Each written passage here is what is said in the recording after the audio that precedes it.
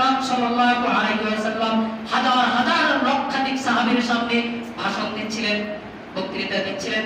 এমন তো অবস্থায় জিবরিল আলাইহিস সালাতু ওয়াস সালামকে আল্লাহ তাআলা পাঠিয়ে দিলেন, ও জিবরিল যাও আমার বান্দা, আমার প্রিয় হাবিব, আমার এরকম সবচেয়ে মহব্বতের বন্ধু মুহাম্মদ সাল্লাল্লাহু আলাইহি ওয়াসাল্লামের কাছে চলে যাও।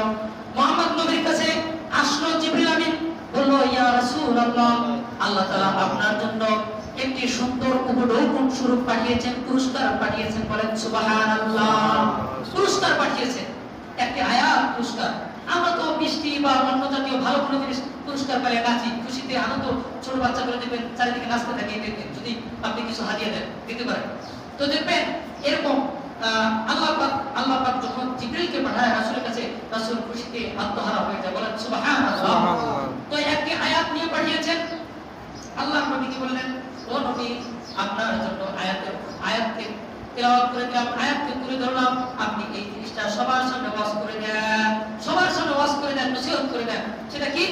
আল ইয়াউমা আকমালতু লাকুম, আল ইয়াউমা আকমালতু লাকুম দীনাকুম, আজকে আমরা একটা দিন আকমালতু লাকুম তোমাদের জন্য পূর্ণ করে দিলাম, দীনাকুম তোমাদের এই ধর্মকে পূর্ণ করে দিলাম। বলেন সুবহানাল্লাহ।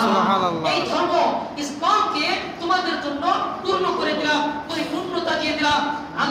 আল্লাহ নবীকে আল্লাহ তাআলা জানিয়ে দিলেন এটা।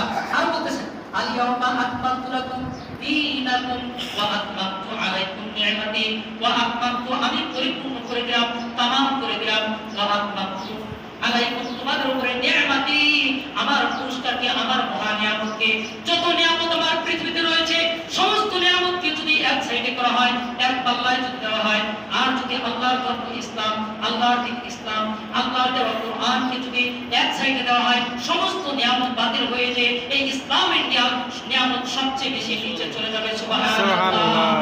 মানে ভারী হয়ে যাবে, ভারী নিয়ামত, এত বড় নিয়ামত আপনার সবকিছু রয়েছে।